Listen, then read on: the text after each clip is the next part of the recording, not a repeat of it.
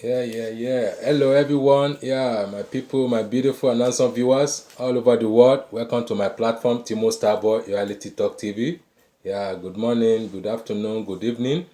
And for those people who have already sleeping, good night. I greet you at your location time. Thank you. Welcome to my platform. Yeah, we don't bring them again, as we promise. Yeah, so we know they fail our promise. This is a reality talk TV. So you can join us as well on our Facebook page. That is Timo Starboy channel blogs. So we are streaming on the two, YouTube and Facebook. So USA, they don't react to United States of America. Hey, I hear you now. I hear you now. Nabi Baba, una no dey talk wey una no go fit, una go disappoint. That is why I know the democracy is working there. Democracy is working in the USA.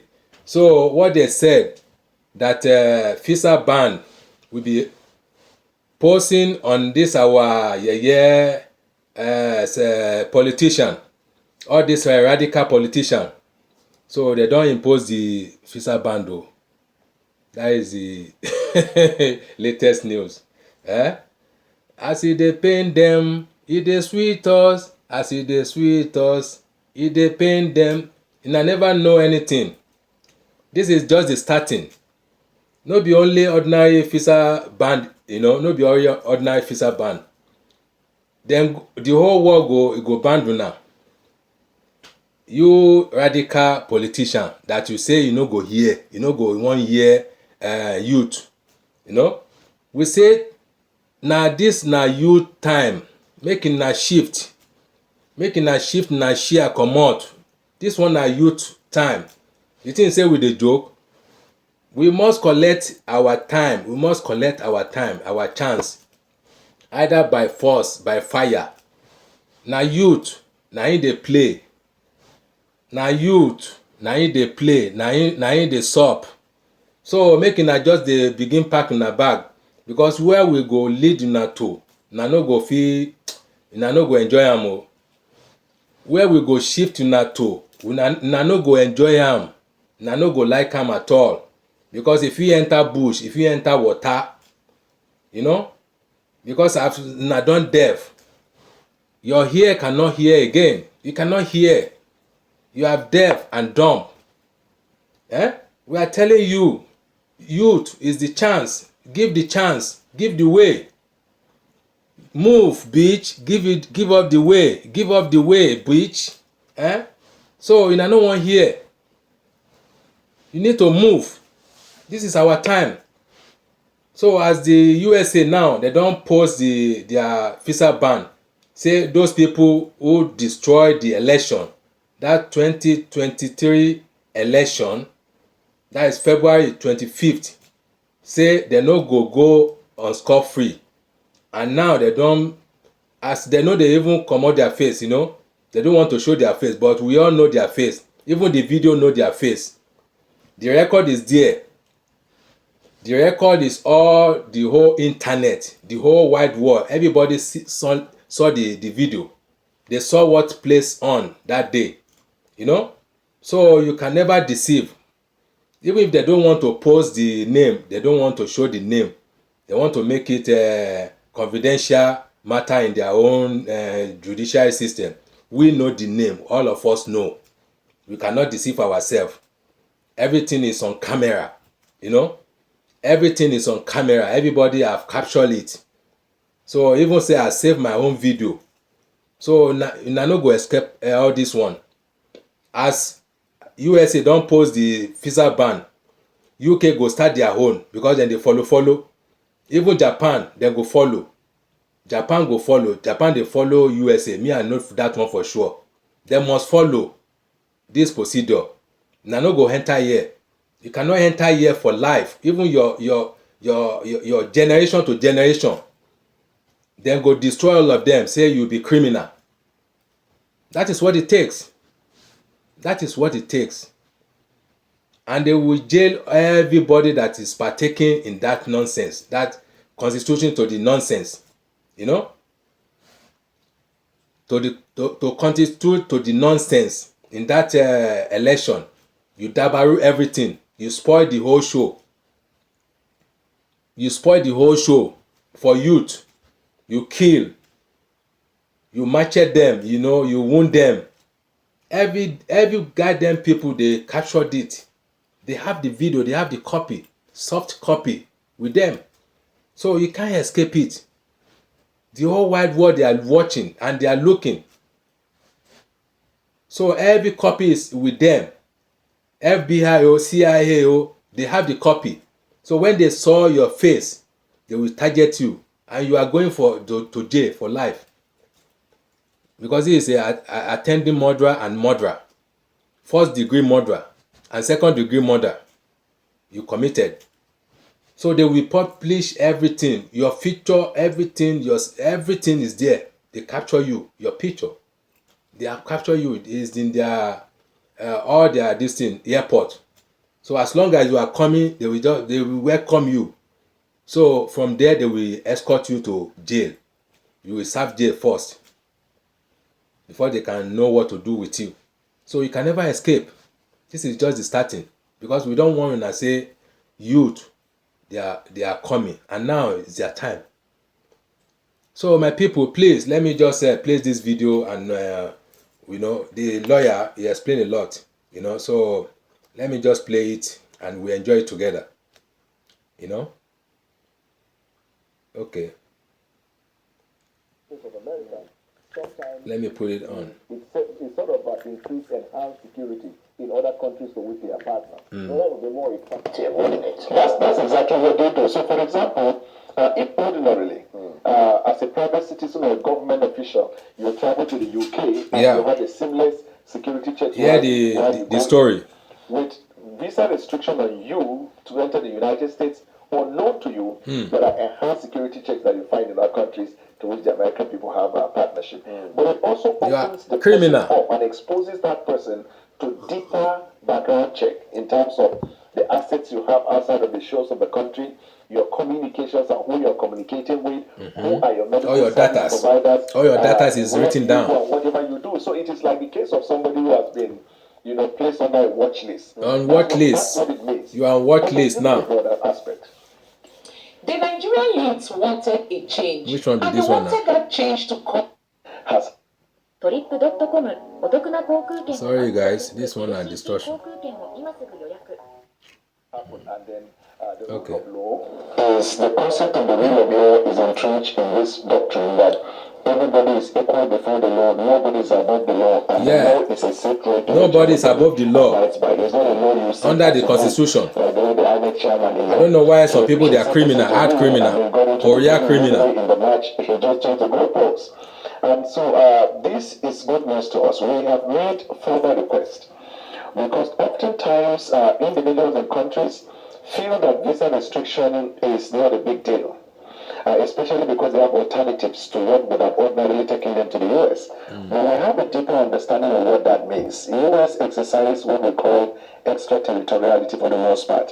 So it is not just being denied the access to the United States of America.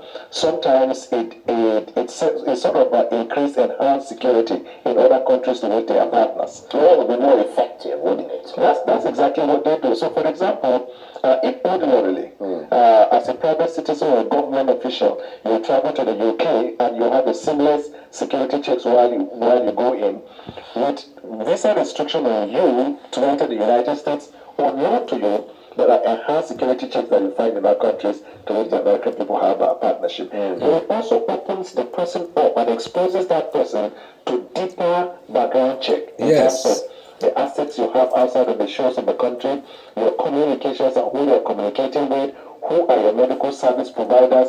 That is your data. Whatever you do. So it's your data. In complete junction. It's your data. They have taken it down. But there is even a broader aspect. You are now a criminal. Based on me. World criminal. My entire family is under surveillance, so to speak. Because they have what they call the web.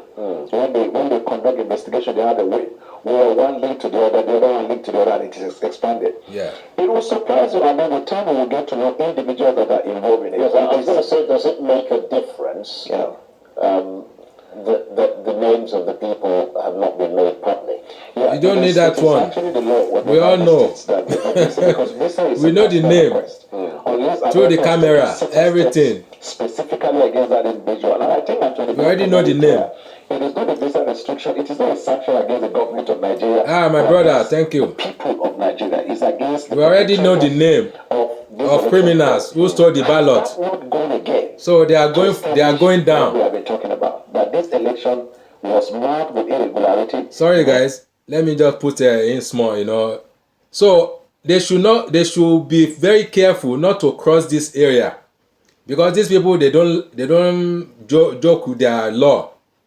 They don't joke with their law at all. Once you are criminal in one country, let me say maybe like Europe, anywhere Europe, so they have communication, they are networking. If you commit crime in USA, they have communication. It's a network, so they will know your file. You are a criminal.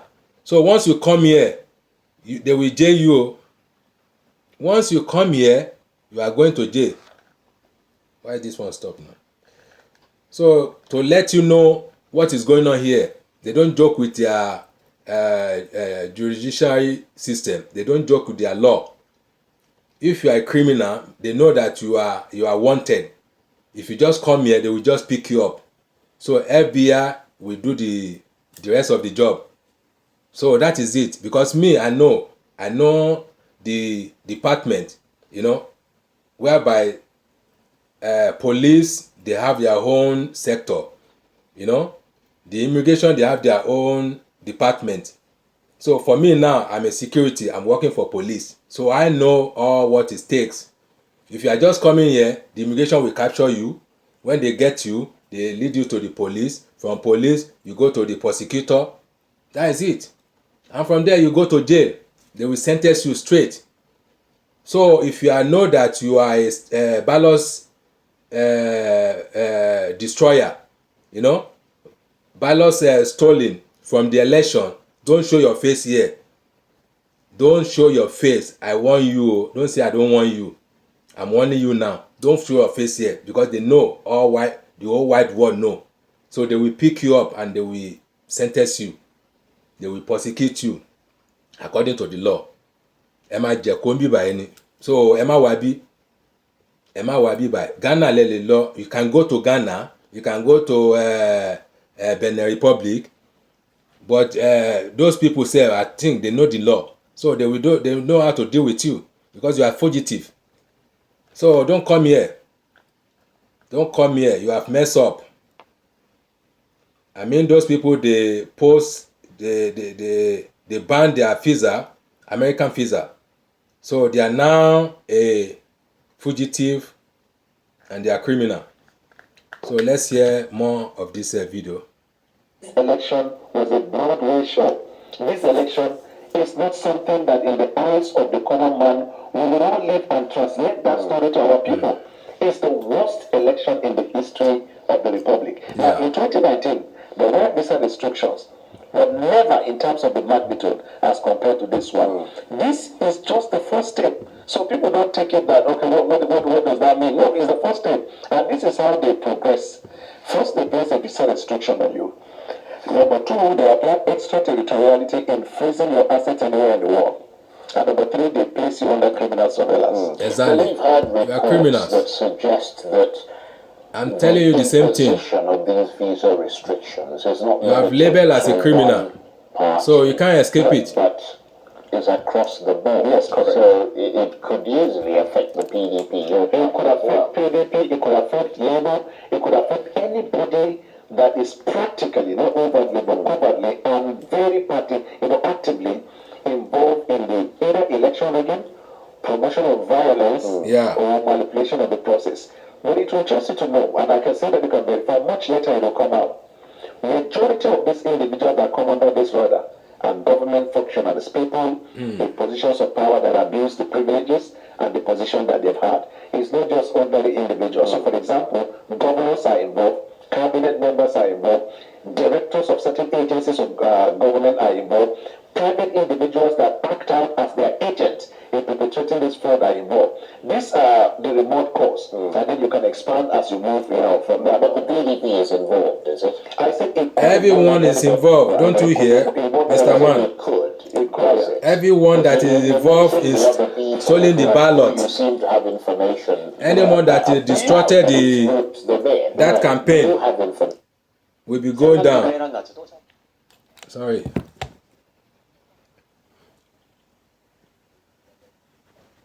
Your own party is involved. I want to tell you, anybody can be involved if that person is actively involved in election manipulation. I'm asking you if any person is involved. If we interrupt with it, Identified other people. But this is a family You said as government functionaries. and you would see that. So obviously you have that information. I plead the fifth. I like that. Well, your party, the PDP, has suggested that the last 8 years have been the worst of times for Nigerians in terms of rising insecurity, deepening poverty, worsening unemployment, increasing debt, and now weakening processes of democracy. After what many see as a flawed 2023 presidential election. There's 2 weeks to go before President Buhari leaves office. What can he do now to shore up his legacy, or is it too late? So, partially late, but there are some things he can do, especially in the area of entrenching or strengthening the confidence of the electoral body. You see, because right now there is election petition in court, and there are possible outcomes. One of which could be the ordering of a fresh election or runoff, whatever it is. Yeah, he can't do it until the courts decide. But the government has to be ready. Yeah. You understand? The government has to be ready so that when the court makes that decision and then they flood into action. The problem we have in Africa and in Nigeria is that sometimes either tacitly or deliberately we choose not to be prepared. Because I remember the Inec chairman said that they were prepared even for a possible runoff. Now, ordinarily, the president, as I'm telling you, if he wants to leave a legacy, because with this election, he has to a large extent marred the legacy, the electoral legacy. Now, in fact, he has invalidated the even signing of the electoral act, because the whole essence of the electoral act itself was abused in this election.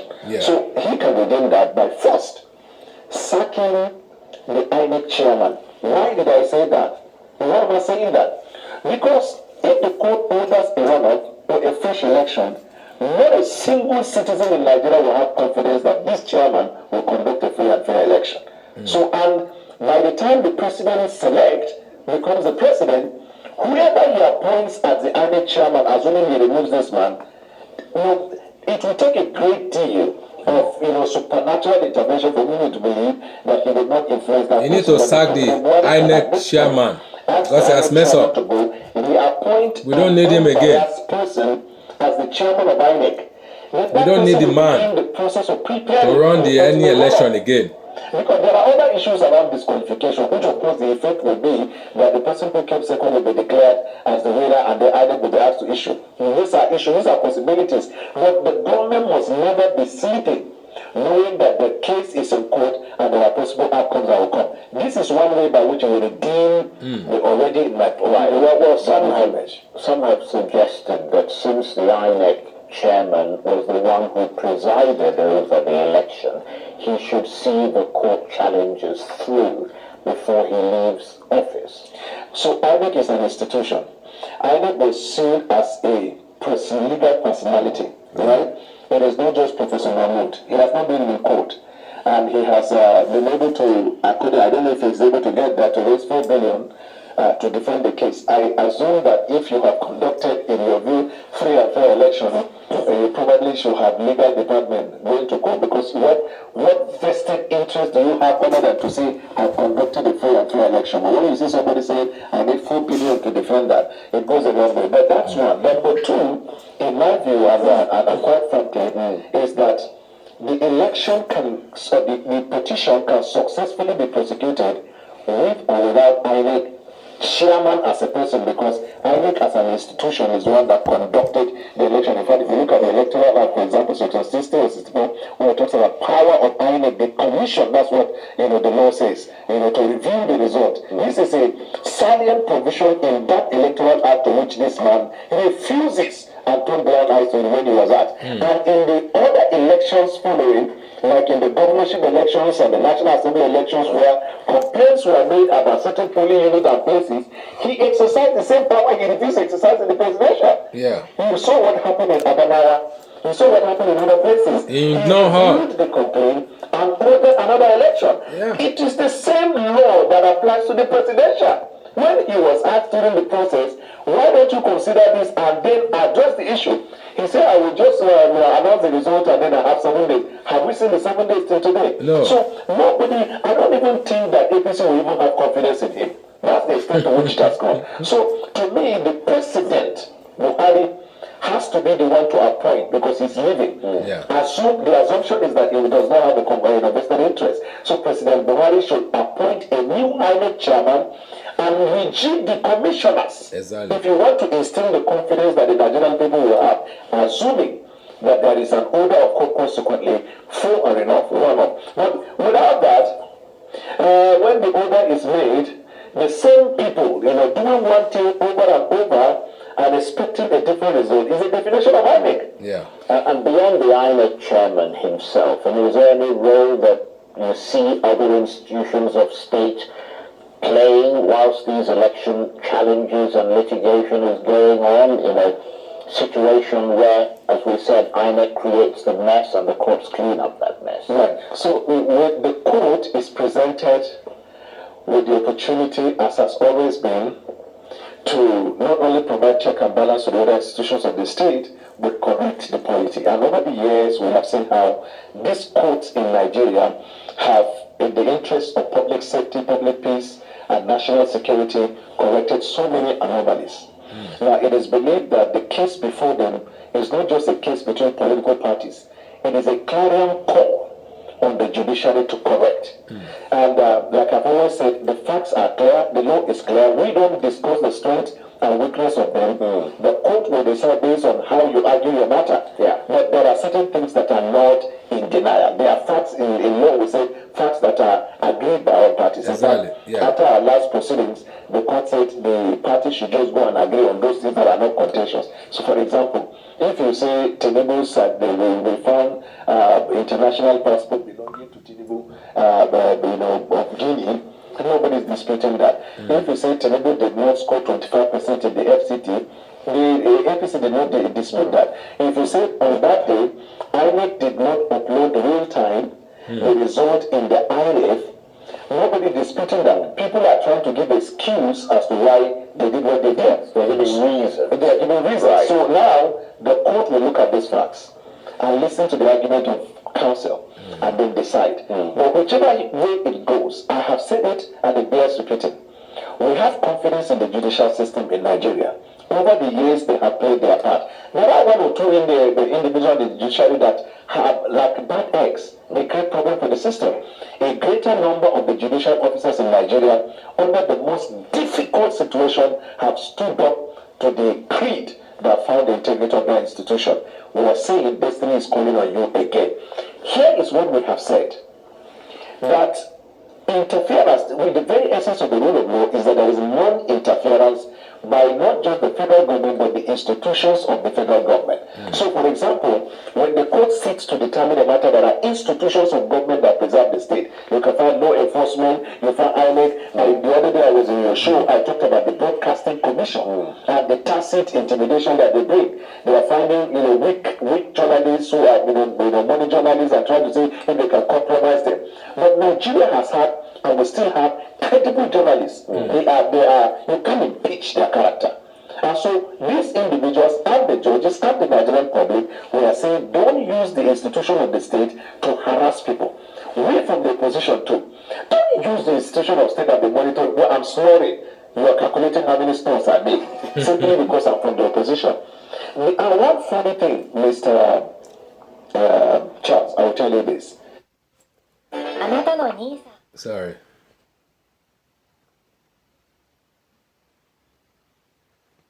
Well, the level learned in Africa. Today, the president of Nigeria sits as the commander-in-chief.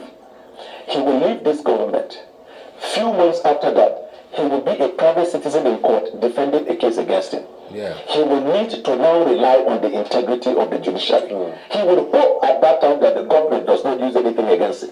This cyclical effect we still have not been able to learn. Even directors and heads of agencies of government, they use power today to the fullest, either for good or for bad. Tomorrow the same power is used by their successors against them, and they come to us, the lawyers, to defend them. And they go to the same institutions like the judiciary and seek for redress. We must get it right.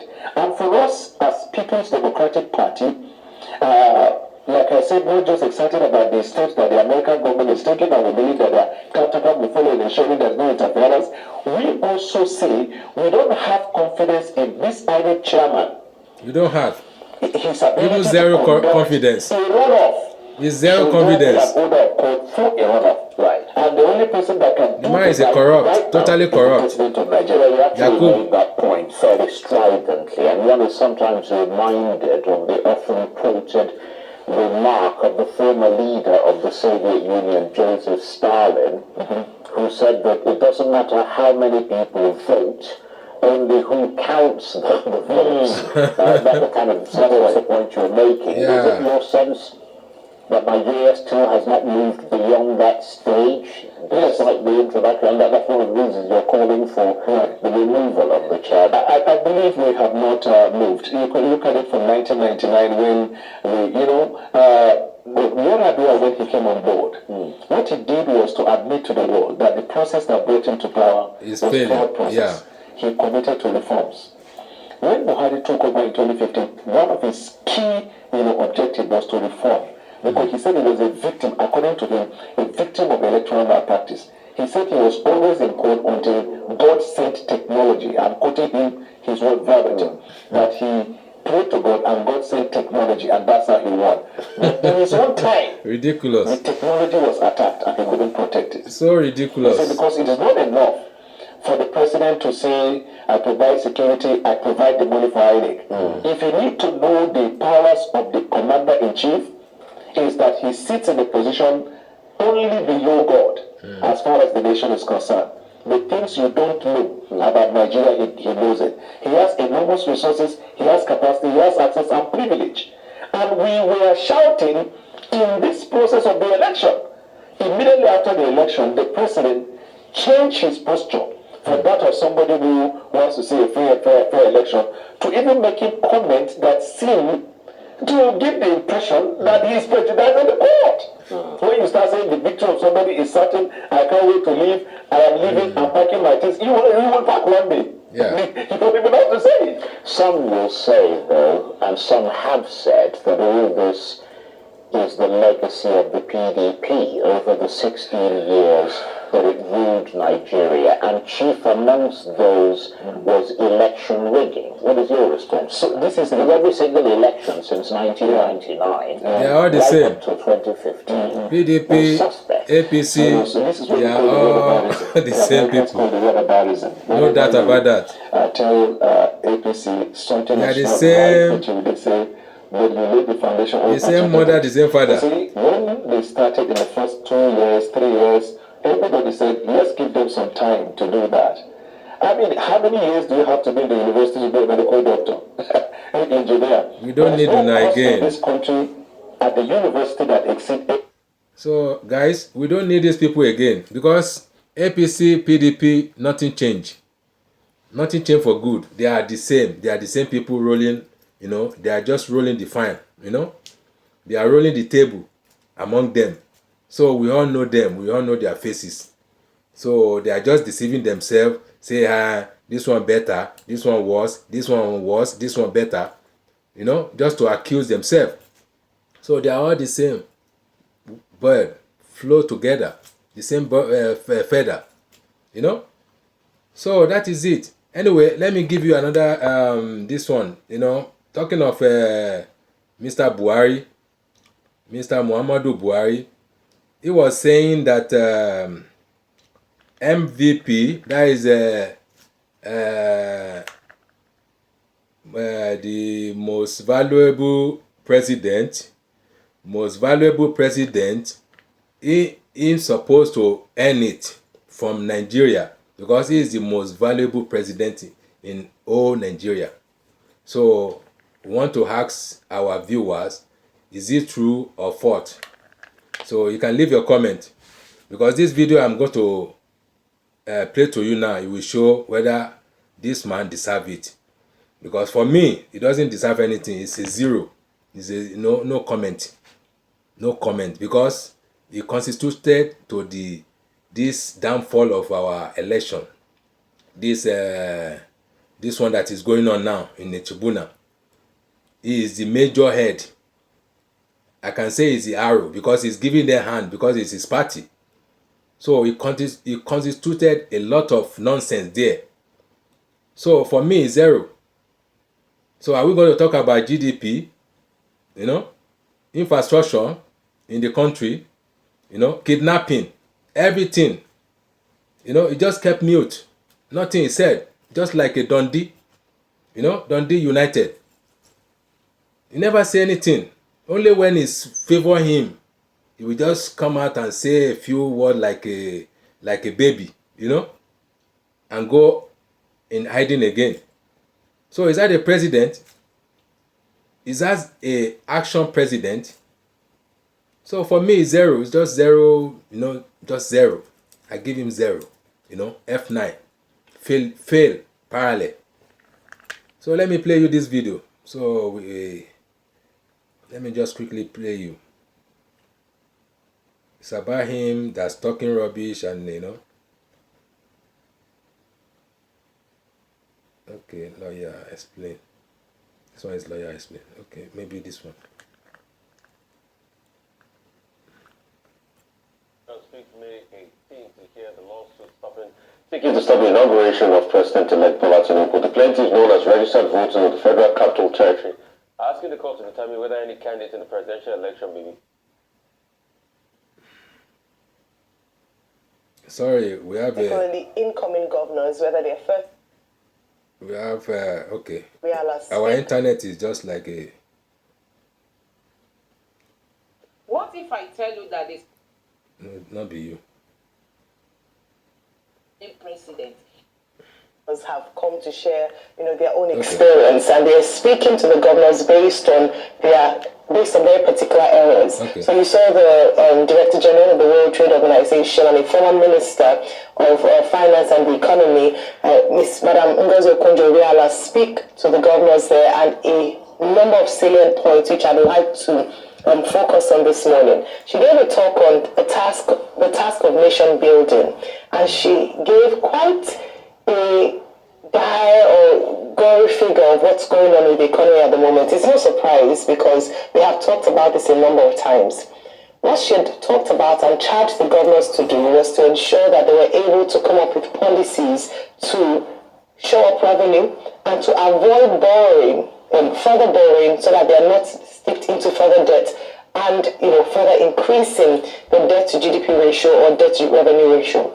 She talks about this, giving statistics and giving facts, especially from her experiences, and absolutely correct. We've said it in terms of what the governors and perhaps even the president-elect has to face come May 29 or post the inauguration on May 29, whereby they have to find creative ways to increase revenue in their individual states.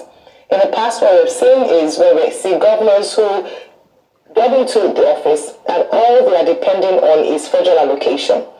And during campaign seasons, we hear promises upon promises as to how these governors or these individuals plan to make their states more prosperous. Unfortunately, what we have at the end of a tenure is either more borrowing, more cases of looting, and the people in that state are worse off. I'm hoping that this is not just an exercise in futility, because these induction cycles happen before a tenure. I hope that the governors went there not just as a tick box, but to listen to the experiences and expertise of the speakers who had come there, in the past few days, and go away with an action plan alongside their team to map out the way forward for their state. What was very instructive was that she also spoke about the power of young people. She said that looking at the Nigerian situation, we have half of the population being under 18. Thank you. And she cited examples of other countries who have been able to maximize their youth population for their own good. The population of Nigeria is one of our biggest strengths, where other countries around the world are looking to have such a makeup. We have countries who have an aging population, countries who have people who have more older citizens as a population. But in Nigeria, we are blessed with the power of the youth, and we saw that play out during the elections. What she enjoined the governors to do is to not belie the trust that the youth have put in them by casting their votes in the last election. I'm sure a lot of governors will be able to testify that it was not an easy race as it would have been in the past to getting that ticket to represent or to governing the people. Therefore, the best reward for that election or for that ticket is to ensure that they are able to give the people of their state the best in life. So, what would this look like? Can the governors have a more inclusive cabinet? She touched on the kind of people that should make up their team. Can we have more youth representation? Can we have more women representation? And not tokenistic positions, but positions that would take the best brains, not just nepotism, but the best brains for the... Yeah. Sorry. In our individual states. Because whenever we talk about Nigeria and the issues belaboring us, we often focus on the center, forgetting that this is a federal country.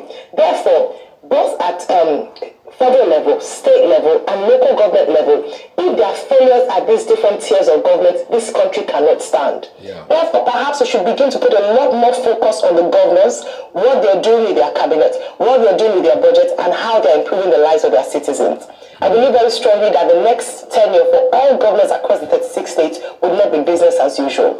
We have demonstrated that during the polls, and the people are watching to hold their governors to account. Now, moving on to the second story with regards to suit before the Abuja court in terms of the citizens or the residents of Abuja wondering if they have special status to determine who becomes president. It still goes along the line of the conversation around this 25% and the fact that the president-elect Asiwaju Bola Ahmed Tinubu failed to get 25% majority in Abuja, even though he got it in the requisite states as stipulated in the constitution. The suit has been moved, has been adjourned till next week, and we cannot speak in detail about it because it will be so prejudiced, but it will be important to see how the court will rule because this has been a conversation that has been going on for a while. Does Abuja, as the federal capital territory, have special status? The arguments are valid. They don't have a direct governor. They didn't vote for a governor. So whoever is president ought to, in effect, manage that particular city. So next week we get to find out what the outcome would be, and of course, consequently, if inauguration 2023 will go ahead on 29th of May 2023. The matter, the five persons of Abuja, Federal Capital Territory residents, are taken before the Federal High Court, the Court of Justice Inec, which has now been adjourned till May 18. Well, we cannot comment on the details because that would be subjudicial. However, the thing to note is that the court says that on May 18, the first thing to determine is whether or not the persons who have filed the matter, whether they have legal standing to do so. Prayers they are asking for, they are saying that the inauguration on May 29 should not take place because it is important that 25% must be scored by whoever is declared president. The persons who push that argument, and those five residents of the Federal Capital Territory, are not alone. They rely on Buhari versus Obasanjo. I think that's the case in which that matter was majorly addressed. But there have been other subsequent decisions with provisos that have been offered. I don't want to go into the details. And, where there is a conflict in terms of interpretation, what the court will do will be to look for the reasonable, what is most reasonable, and equity, and ensure thereby justice. It's called the contra-preferential rule in the canons of interpretation, and this is what is at issue here. The second thing, of course, beyond the third thing, beyond local standing and the contra-preferential rule, will seem to be the fact that this same issue that these 5 residents are pursuing in the Federal High Court of Abuja is the substance, part of the substance of the petitions that have been filed principally by the Labour Party and the People's Democratic Party at the Presidential Election Tribunal. So can the same matter be had, a matter that is before tribunal, also be had at the Federal High Court level? So that again raises the question of jurisdiction. But on May 18, we'll see what the court will decide. It's not for us here to go into the substance of the matter. As for the induction for the governors that took place in Abuja yesterday, well, a 2-day event, well, the very idea of the induction is, well, I think in principle it makes sense. People are going to be governors, interacting with, persons who have been governors and persons who are sitting governors, which seem to be a good idea. It provides a forum for interaction. It's a reminder also of the importance of the assignment that is, before them when they assume office eventually. And it's good that experts, experienced persons from all over the world were invited to talk to these incoming and second-term governors in terms of their responsibilities. But the main story that we are focused on has been the speech by the president on that occasion. And the president said, well, the electorate showed a lot of maturity in the recently concluded general elections. That was a lie. Nigeria. It's a blatant lie. Administration has laid a strong foundation for a prosperous Nigeria upon which, incoming governors can build. Well, we don't expect the president. President don't know what he's talking about. He's deaf and dumb. Allowed to have Ghanaians have their moments. He cannot. And part of the points made in that gone. speech by the president is that his administration has done a lot in the area of agriculture, increasing domestic production despite COVID-19, and providing opportunities within the agricultural sector, and also encouraging more food exports from Nigeria. But the question that many will ask is that why the president made that point about achievements in agriculture. No, zero. How about food inflation in Nigeria? It's zero. Food inflation in Nigeria is already about 20%. Zero level. And many Nigerians can't even F9. have basic, access to many Why is the items. F9 failure? The president did not talk about food inflation. But many persons who are having challenges being able to feed themselves will say that food inflation seems to be, part of the legacy of the outgoing administration. The president talked about empowering the armed forces, making the armed forces, strengthening the armed forces, by providing modern warfare equipment and all that. Well, there's no doubt. There's been very significant achievement in that regard. Our armed forces have so far acquitted, themselves in a very honorable manner. We cannot argue with that. The president has also talked about infrastructure. Well, infrastructural provision is not, something that one administration can complete. It's a continuous process. And in that regard, the president was charging the incoming administration to do more.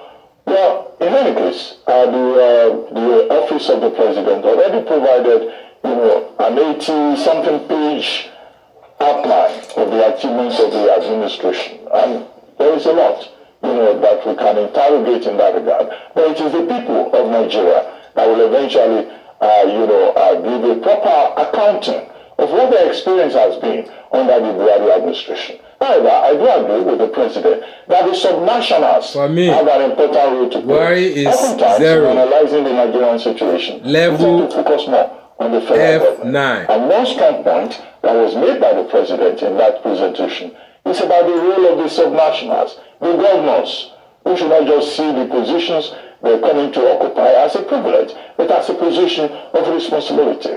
And the president reminded them that our democracy is maturing and that whoever does not do well will be voted out the next election. So these are very important points, as I see it. He also talked about partnerships among the states, how states can partner together, learn from each other, leverage on their comparative advantages, and then place Nigeria first, the national interest, which is oftentimes overlooked.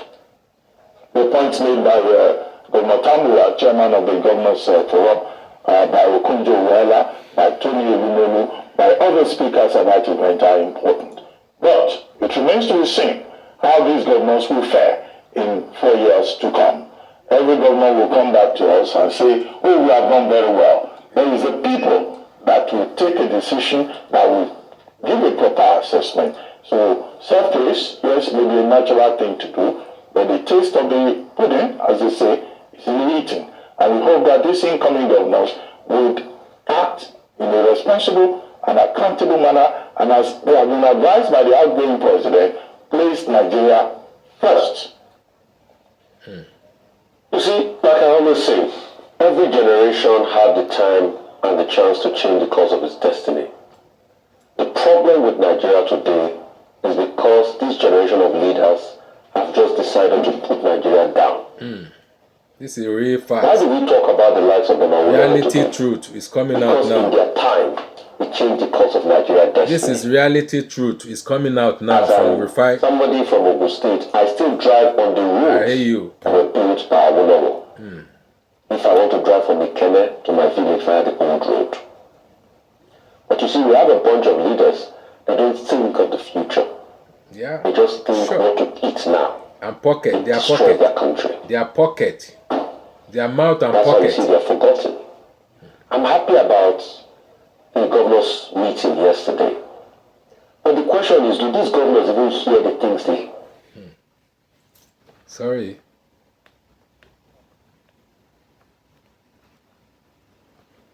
Why this thing is just like...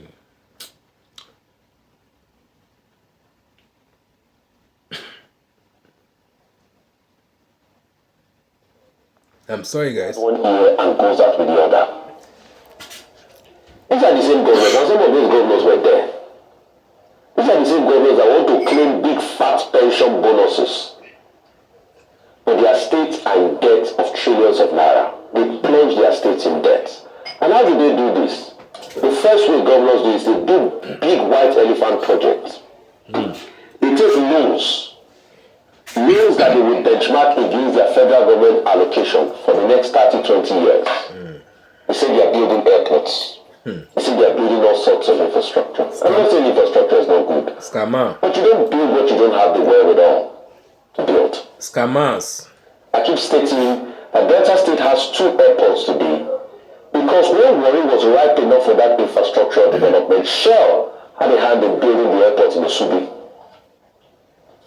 But you see, to a large extent, they do the white elephant project, fritter away the Commonwealth, and they put the state in debt.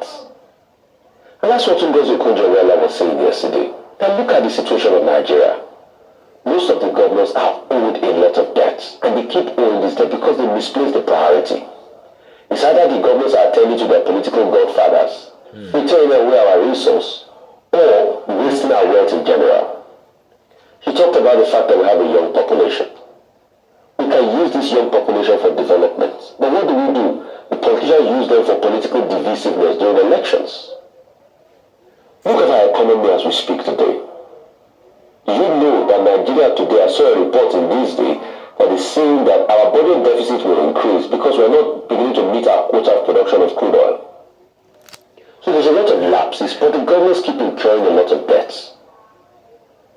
President Muhammadu Buhari will praise himself about the election, but can we not truly beat our chest that these elections were an indication that we're maturing? The man is ridiculous. Look at the public Just forget about him. that we got in the hands of the BBC. The man is lost. How Everything is lost. Rivers election was. Foreign media, we need to show our share of shame to the public. Exactly. And this is us that we're supposed to lead the way. Foreign media show our electoral result sheets have been mutilated. Shame on them. But because people want political preservation, Shame on our political leader. Full Nigeria. Shame. So is that a reflection of how maturing we are? The Shame. people that we give true praise to are the Nigerians that came out to vote on election day, which have held the line and have done well for their country. But with the organization of the election, can we see it met the aspirations of Nigerians? And this is what Buhari is romancing. He says it's a fair and Like I said credible. before, the governors have been told all the things they know already. Muhammadu Buhari, you are romancing this nonsense. Interest, allow them to do what is right. And that's the big bone of contention. It's not that they don't read the papers to know that the economy is in dire strait, and Nigeria, as we speak today, is broke. That Olusegun Obasanjo made a debt of 28 billion, he reduced it to over 2 billion, and President Muhammadu Buhari made a debt of 7 billion, he increased it to 41 billion. See, If we are to share the debts of over 41 billion amongst 200 million Nigerians, big margin. Nigerians that do not even have access to that don't have access to $1 per day, have a debt of over 380,000 naira for them on their neck as we speak today.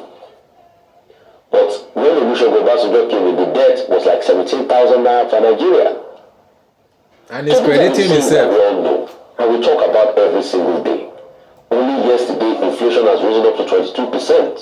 Why he cannot be shamed now? Giants trying in agriculture before inflation increase and farmers can take their goods out. Then what's the way forward? So the governors know all they have been told. The question is, will they bring down their garb of personal interest and enriching themselves and truly work for the Nigerian people? Dear governors, it is best you leave a legacy and be financially broke in your account after leaving office, that you are very rich but you leave Nigeria worse than the way it is. I know people around you will tell you that being a governor means you should be rich when you leave office. Yes. But please think that no matter how much you steal, you will leave all that money on earth and go one day. They say you should think.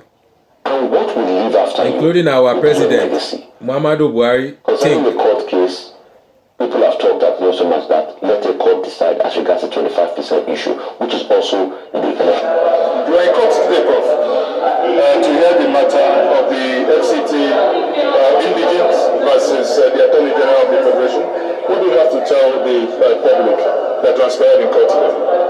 Very importantly, the case was called for mention today, and I think the learned judge was very dispassionate in asking for our lawyers to prepare an address on jurisdiction, prepare an address on why they want him to give rulings regarding the demands.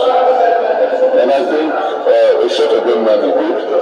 What is important is that we all agree that we must have a president who wins as provided by the Constitution, not a president who wins by subterfuge, by deceit, not a president select, but a president elect.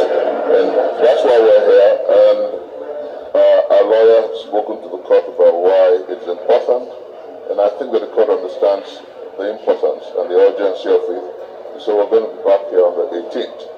But very importantly, for everyone who is listening to us, we're insisting that Section 134 and Section 135 of the Constitution should be given proper interpretation, and the rights of those who live in Abuja, the rights of those who are voters in Abuja must be taken into consideration before you swear in any president.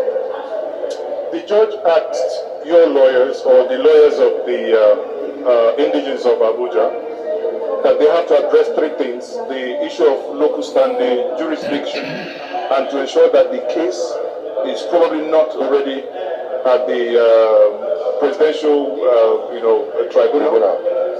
So, do you think it's a way of the court trying to meander and run away from the issue at hand? No, I do not think so. Our lawyer did eruditely state that very importantly he's addressing the court on points of law, and you will never have too much to chew on points of law. What is before the Presidential Elections Petition Tribunal are general issues as to the election and the conduct of the election. what we have here is a very particular case, a particular matter that goes to the rights of those who live in Abuja, who have the rights to vote in Abuja. And what our lawyers are doing is simply seeking that court gives vent and life to their rights, to ensuring that 25% of their vote is won by anybody who becomes the president of Nigeria, as stipulated and provided by the Constitution. Aside this case, I hear that there is also a mass call for action and protest in Abuja on the 17th. Are you aware of the protest in and around Abuja planned for the 17th? That's to coincide with the next court date at the presidential election petition tribunal. And I think it's profound. You know, I've said time and again, and I want to repeat for the often time, that there are two courts in the universe: the court of public opinion and the court of law. The court of law is going to work based on the rules set by Inec and the Constitution. The court of public opinion evolves from the Almighty, from the creator of the universe, and that's why you have the maxim, Vox Populi, Vox Dei. So the masses of our people, obedience, and all those who feel aggrieved by the electoral larceny of the 25th of February are coming out to say, we agree that what INEC did was wrong, and that's why we're out. So it's congruent with the desire to work in line with the court of public opinion, and protest is part of democracy. So I support the movement. If I'm around, I will be part of the movement. And what is very important is for the Nigerian people to understand that nobody can ride your back except it is bent. And Nigerians are saying that never ever again are we going to allow. Okay, guys. Yeah. So this is how we have it. Thank you very much for participating on this program. So I wish you all the best. So if another one coming up tomorrow, surely we will bring it to your doorstep, so that you can share from it. You know, you share your opinion, you drop your comment, and you like as well. So we thank you so much. So on top of this, I want to send a message to Mr. President Buhari. Your regime, to me, is the most worsted regime. It's the most worsted in Nigeria, and you don't have any credible from me. You know, that is my opinion. I just share it out. I don't know others, but from me, you know, Timo Starboy, you don't have any credible, because you committed a lot to this your Shirenigan, you know. So I'm just saying my whole message to you. Is the most worsted leadership in Nigeria. So that is how I feel. So other can comment again. So you can drop your comment. I know everybody is free, you know. It's a free word. Drop it. Let's look at it. So that is it. So have a lovely day. I love you all, guys. So share it. Let it go viral. Let it go around. So we meet again. In Jesus' name I pray. In Muhammad's name. Because all the three we do. In Oromila way. In Oromila power. In Muhammad power. In Jesus power. In God's power all. So we shall come back again. In a peaceful and a peaceful manner. So thank you. Enjoy your day. Bye. Love you. Mwah.